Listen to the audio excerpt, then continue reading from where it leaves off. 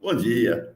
Bom dia, Mauro, Rebeca, Ana, obrigada pelo convite, eu também adoro vir aqui, nem sempre consigo, Eu mas sei. sempre que eu consigo eu venho.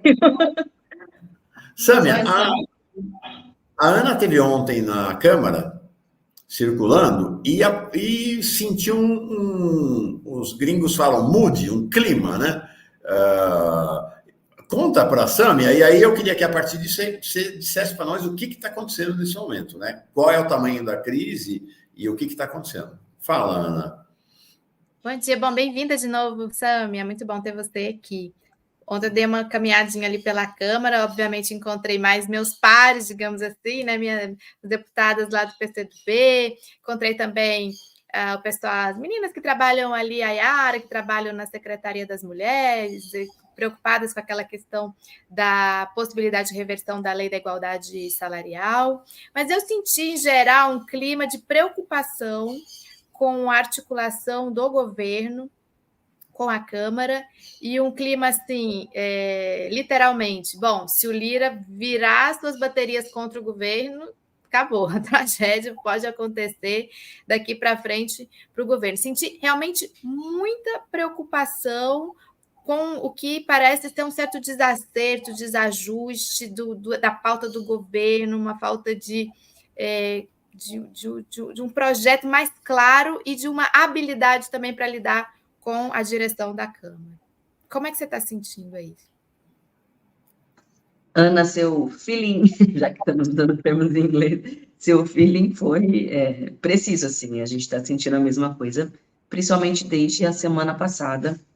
Acho que o maior momento de virada foi na votação da manutenção ou soltura do Chiquinho Brazão, que por mais que o Lira negue publicamente agora, qualquer pessoa que circulava pelo corredor da Câmara sabia que ele era parte diretamente atuante pela soltura do Brazão, se não ele articulando, operando o seu candidato à presidência, que foi o Elmar Nascimento. Então, a derrota que eles tiveram e que o mundo teve, né, mantendo a prisão do mandante do assassinato da Marielle, foi sentida para ele como um golpe político também, porque o governo havia dito que, segundo ele, né, o governo havia dito que não se envolveria com esse tema. Mas sinto muito, assim, isso é, primeiro, inevitável, porque o Lula, desde a sua eleição, anunciou isso como uma das prioridades, né, a resolução do tema da Marielle, ainda quando o Dino, a posse do Dino, ele falou desse tema, porque o mundo espera esse tema, a gente já faz 6 anos, sabe, a gente não está falando, a gente está falando do assassinato da Marielle, peraí, não está falando de um projeto de lei qualquer, né, que, enfim, que interfira mais ou menos na sociedade brasileira. Mas não é só isso, né? Nunca é só isso. O que está em jogo, na verdade, acho que, primeiro, liberação de recursos, que ontem saiu, mais um pacote de emendas parlamentares. Sempre que tem, assim, muita fúria em torno de um tema, a gente tem que desconfiar, né? Que tem elementos talvez menos nobres por trás, eu diria. Então, ontem foi liberado um pacote de recursos. Eu soube disso pela imprensa, na verdade, né? Desse liberação dessa nova rodada de emendas. E, claro, uma disputa na máquina pública, né? O Lula já anunciou previamente que vai fazer uma nova reforma ministerial, ainda não se tem muito certo quem vai para qual lugar, quem vai sair.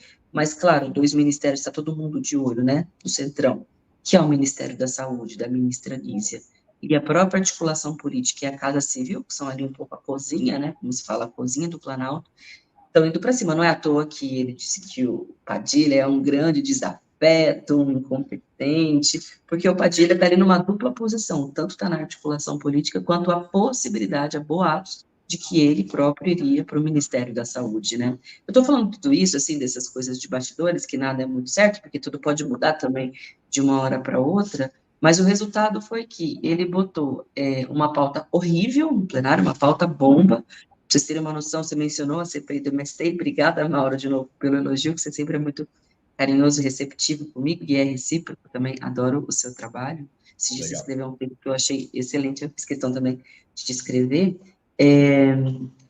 A pauta bomba no plenário, um dos temas serão 3 projetos de lei que foram construídos a partir da CPI do MST, que não tinha a menor cara de que ia adiante, mas ele vai lá e põe no plenário, bem no dia de luta pela reforma agrária, na semana em que o MST está avançando, né, com o movimento de ocupações de terras improdutivas, que é para poder emparedar. E aí também o Paulo Teixeira, né, o governo demitiu o primo do Lira, do INCRA de Alagoas, que era uma das principais reivindicações dos últimos anos, porque ele foi indicado na época do governo Bolsonaro.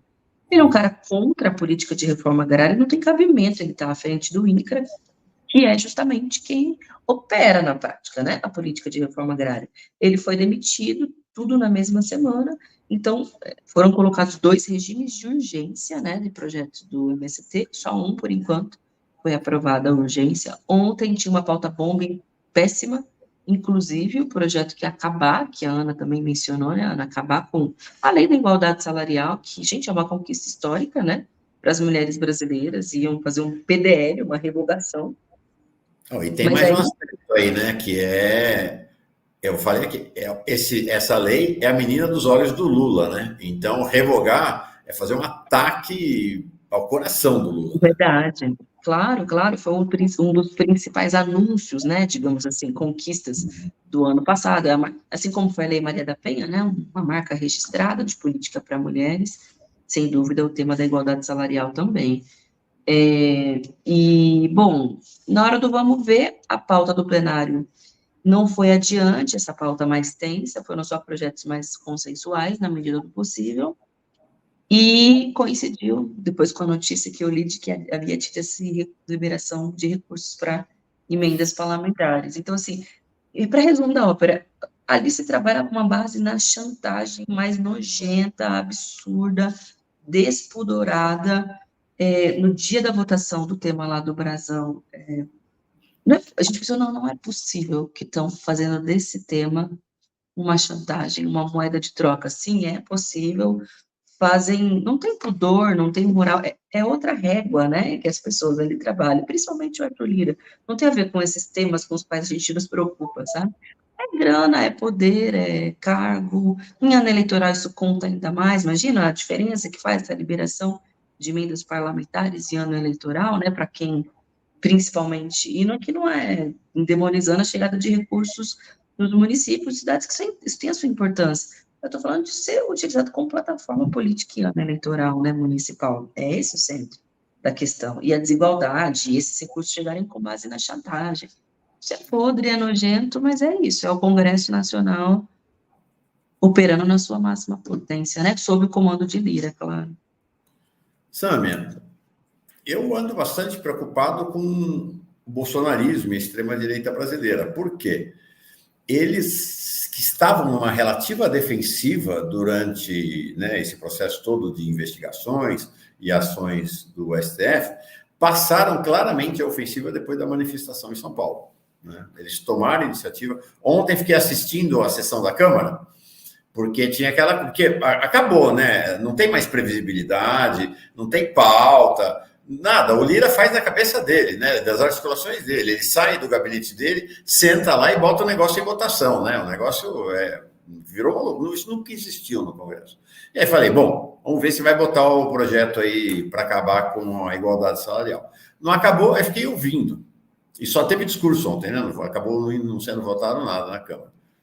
A agressividade dos bolsonaristas e a quantidade de bolsonaristas que sobem na tribuna para falar, e a gente vê como é que é nas comissões da Câmara, nas comissões do Senado, é muito impressionante. E agora tem essa manifestação domingo deles, né? E conquistaram esse aliado de peso, que é o Elon Musk. Como é que você vê esse cenário da luta contra a extrema-direita aqui no Brasil? Mauro, eu tenho uma leitura semelhante à sua, assim. Ano passado, eu acho que eles estavam se recuperando dos escombros do processo eleitoral, do escândalo que foi a tentativa frustrada de golpe de Estado, né, do 8 de janeiro. Eles estavam socialmente, assim, isolados, ainda que tenham tido muitos votos, mas tinha ainda uma vergonha, né, diante do que tinha acontecido. Eu concordo contigo que a virada foi a manifestação na Avenida Paulista, que deu uma demonstração de força para o Bolsonaro, que eu vejo que também serviu como um primeiro palanque para as candidaturas prioritárias que ele vai ter em capitais. Aquela foi a Ricardo Nunes. Também não é coincidência que desde aquele ato, daquela manifestação, o Nunes vem crescendo nas pesquisas, ou seja, agora o peso do bolsonarismo está ali direto, e, enfim, esse é o cenário do país. Não à toa também anunciam que vão fazer um no Rio de Janeiro, com o candidato deles, né, que é o Ramagem, enfim, vão repetir. Mas, concretamente, na política, na pauta, né, do Congresso Nacional, essa PEC das drogas absurda, um crime, assim, principalmente contra o povo preto, o povo pobre no Brasil, que a gente sabe quem vai ser a principal vítima, né, dessa lógica de que tudo é crime, e é isso, para o usuário branco da classe média do bairro nobre, nunca vai ser crime, nunca, nunca vai ser crime. A gente sabe para que serve, né, uma lógica do hiperencarceramento, etc. Mas se foi aprovada no Senado, que por incrível que pareça, costuma ser mais razoável do que a Câmara, na Câmara vai passar que nem água, assim, não tenho a menor dúvida. No Senado, Sônia, 53 a 9. Que é o populismo federal deles, né? Essa aprovação.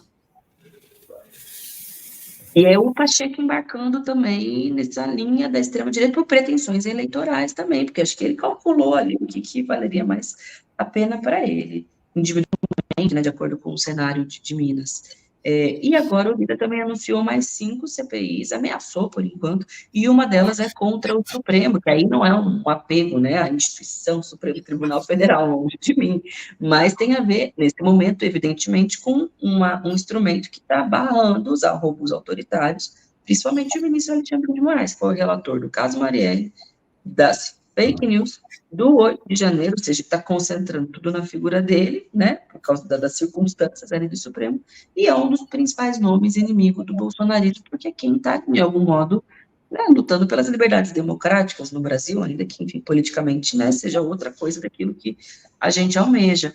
Então, de fato, eles não estão mortos, não estão fracos, estão vindo com tudo, como se diz, sangue nos olhos das eleições municipais, e o Lira agora está fazendo muita política para eles, né, garantindo o avanço das pautas e dessas CPIs, dessa chantagem toda. Então, é um momento crítico mesmo, né, Mauro? Não é um mar de rosas, a gente não está...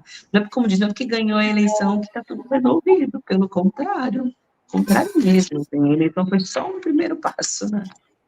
Sâmia, vamos falar de Glauber. Glauber Braga é seu esposo, né? Ele foi provocado por um provocador profissional do MBL, já vi esse cara em vários lugares. Pelo que eu vi, ele já provocou o Glauber em 12 situações distintas. É um negócio infernal mesmo que eles fazem. O cara vai provocando, vai outro filmando, e é um negócio. E dessa vez o Glauber perdeu a paciência, expulsou ele ali da Câmara e ainda expulsou com um chute na bunda. Está tendo uma repercussão muito grande disso. A extrema-direita e os liristas, que morrem de raiva do Glauber, né, porque o Glauber enfrenta todos eles, estão querendo caçar. Como é que você vê? Primeiro, como é que você olha para isso que aconteceu? E segundo, como é que você prevê eventuais consequências? Mauro, de fato, é reiterada a provocação, enfim, a estupidez desse cara com o Glauber, e é uma estupidez muito baixa, porque ele sempre fala da mãe do Glauber, que eu não sei se todos sabem, ele não fala muito disso publicamente, mas é uma mulher idosa com Alzheimer e que não tem nem condição de se defender, entendeu? Que, obviamente, a gente vai defendê-la, né, por ela, claro. Mas, assim, quando você coloca esse tema, né, no meio ali de uma provocação política, qualquer um, sabe, fica nervoso, e ele já...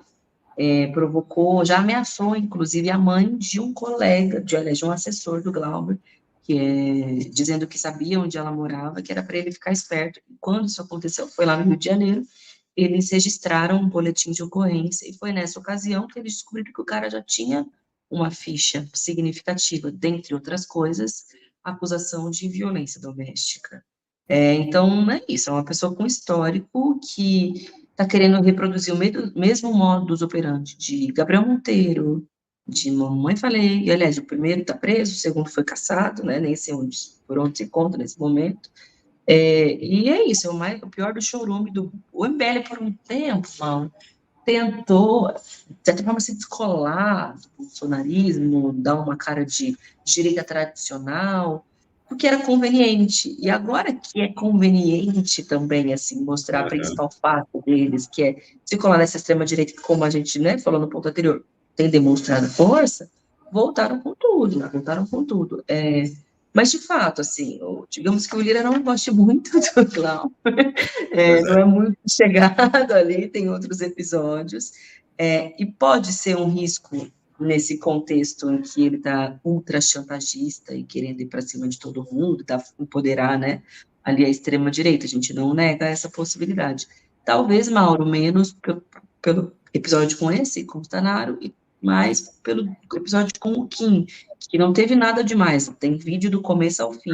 O Kim também chegou lá para provocar, para defender o militante dele, mas estava ali com uma postura bem escrotinha, assim, bem provocador. Mas vão querer fazer dali um fato, eu não tenho a menor dúvida, o PL já anunciou que vai entrar no Conselho de Ética, talvez o Kim não tenha conseguido dentro do União Brasil, porque é o partido, né, que precisa entrar. Tipo assim, não vou me meter nessa confusão, mas no PL ele consegue guarida para isso. Engraçado, né? Porque o PL não tem problema uma deputada candidata sair correndo com uma arma em punho contra um homem negro no centro de São Paulo. Agora, você reagir a um nazista dentro do Congresso Nacional, aí é motivo de cassação, aparentemente, para eles.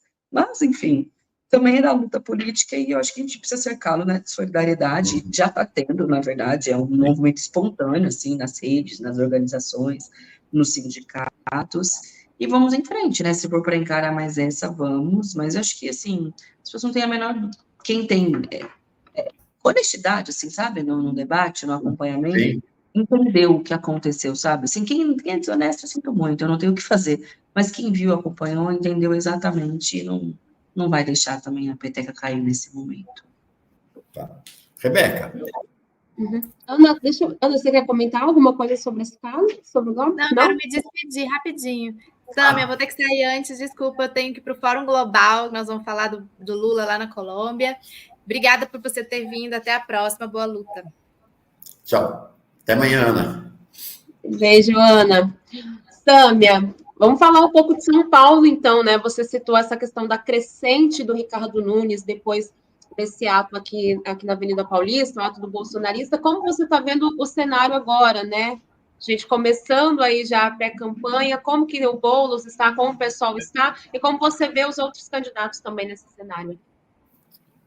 Olha, Rebeca, primeiro sobre os outros candidatos, né? Eu acho que tanto as candidaturas do Kim, da Tabata, Pablo Marçal, eu nem sabia que esse homem existia, mas vi que estava ali também na última pesquisa, acho que ele tipo um coach, um negócio assim. Eu acho que são, num cenário como esse, cenário com pouca condição, né, de ir para o segundo turno, de ter força, expressão, porque ele está muito, todo mundo sabia, né, muito polarizado em torno dos candidatos, do Bolsonaro e do Lula, Boulos, né, aliás, contrário, Ricardo Nunes e Boulos. E quem tem a máquina na mão, que é o caso do Nunes, ainda mais com tanta grana, mais de 20 bi em caixa, tem o apoio do Tarcísio, governador, que, por incrível que pareça, tem uma boa aprovação no estado de São Paulo. Eu não peguei o dado específico do município, né, da capital, mas no estado tem uma boa aprovação. É uma disputa difícil. Acho que o pior erro da campanha, da nossa campanha, né, da campanha do Boulos, seria chegar, como se diz, de salto alto, né, ou de nariz empinado, falar, não, tá ganho, porque foi o deputado mais votado do estado, dos mais votados da história do país, porque o Lula tá com a gente, vai dar tudo certo. Não, no frigir dos ovos, a máquina também faz toda a diferença, ainda mais numa cidade com a dimensão de São Paulo, assim, tem milhões de microcidades internas, e todo esse tema, esse escândalo das linhas de ônibus, né, do crime organizado, etc., mostra também que há regiões e lugares controlados, mas não se existe, né, é difícil fazer campanha, você tem um poder local também, que não é tão simples. A gente fala muito do Rio de Janeiro, mas de alguns aspectos também funciona em São Paulo. Então, é esse o cenário, é um cenário desafiador, não é um cenário simples, mas nunca foi um cenário tão bom, é isso que eu quero dizer ao mesmo tempo, assim, justamente porque o Ricardo Nunes é mais do que péssimo, é um negócio, assim, apavoroso, é terrível, todas as áreas da cidade são terríveis, é um cara que depende muito de outros cabos eleitorais, que são o Tarcísio e o próprio Bolsonaro, né, para colocar essa militância mais orgânica em movimento. Ele tem a máquina na mão dele, mas é a única coisa que fala bem dele de tudo, assim, a máquina, a obra, essa coisa malufista, né, que a gente conhece. E, por outro lado, além do Lula ter ganhado na capital, o Haddad ter ganhado, o Boulos ter sido, né, o mais votado na capital, tem um sentimento, né, de mudança, de que a cidade está muito ruim, e isso conta ao nosso favor. Então, é guerra mesmo, assim, daqui até a eleição, acho que vai ser muito, muito imprevisível mesmo, porque vai ser disputadíssimo, eu vejo. Você trouxe uma questão interessante, que é, a gente fica lá, o Rio, as milícias, na Câmara, na Assembleia, no TCE, infiltrados no Estado e tal, e essa semana nós fomos apresentados a notícia de que em São Paulo está começando o mesmo processo, não com milícias, mas com o PCC, né? Eles controlam, né, eles têm vereadores, eles controlam licitações em várias prefeituras, um processo semelhante ao que acontece no Rio de Janeiro. É claro que no Rio está mais avançado, começou há mais tempo, mas em São Paulo está rolando. Para encerrar, queria ainda sobre a eleição te fazer uma pergunta. Me parece que a estratégia, tanto do Kim quanto da Tabata, não é bater prioritariamente no prefeito, o que seria de se esperar, né? O cara é o prefeito, é quem está lá. Os dois batem no Boulos, né? Essa é a estratégia de ambos. O Kim, vamos dizer assim, esperado. Agora, a Tabata está batendo com uma virulência esquisita, né? Um negócio assim, muito fora da curva, né? Mauro, e assim, entre nós, que é muita gente que está assistindo, não é surpresa também, né? Ela sempre buscou esse perfil que na internet se fala, né, da isentona, assim. Não é nem uma coisa, nem outra coisa, que não é a esquerda, que não é a direita, que não gosta disso, mas também não gosta daquilo outro. Construindo também uma aura de moralidade única, própria, esplêndida, se distanciando de todos os lados. E acho que no cálculo eleitoral dela mesmo, cálculo eleitoral, né? Porque se os dados e pesquisas que ela tem indicassem por outro lado, ela iria bater mais no Nunes, talvez, entendeu? Deve achar que está crescendo ali na base do bolo, nem sei. Não sei dizer, mas é cálculo eleitoral, não tenho a menor dúvida. É pesquisa que orienta a política sempre, né? Quando a pessoa é mais uma lógica mais de centrão, assim, mais de uma política tradicional. E ela vai por esse lado, assim, a gente estava falando do tema do Glauber, né, com aquele babaca do MBL, ela correu para soltar um tweet também, para se diferenciar, dizendo que achava um absurdo, que não tem o menor cabimento. Claro, aí você está comparando o quê? Uma organização que defendia a existência de partido nazista contra a reação de alguém que teve a mãe doente e ofendida depois de 18 vezes que foi atacada. Mas, assim, tem público, tem eleitorado, tem um setor que gosta, ainda mais em São Paulo, né, que tem essa coisa Faria Limer, digamos assim, mas eu acho que eleitoralmente as pesquisas também estão mostrando, né, tem um limite, acho que quem fica muito no meio do caminho não consegue ir até as últimas consequências, quem não se apresenta por completo para a sociedade vai encontrar as lacunas, né, do resultado eleitoral também político em breve. Legal. Vamos terminar com esse superchat para a Sâmia? Rebeca. Já gostei, deixa eu pegar aqui, da Rita Maia. Ela fala, haja resistência, sanidade mental para suportar esse congresso. Boa sorte, companheira Sâmia. O nosso desejo aqui também, a gente te agradece, somos seus fãs, você sabe disso, Sâmia. Volte sempre aqui para conversar com a gente, viu? Muita força nessa luta. Obrigado, obrigada, Sâmia. Rebeca. Para vocês também, obrigada, Mauro. Contem comigo. Beijão, tudo de bom. Beijão. Obrigada.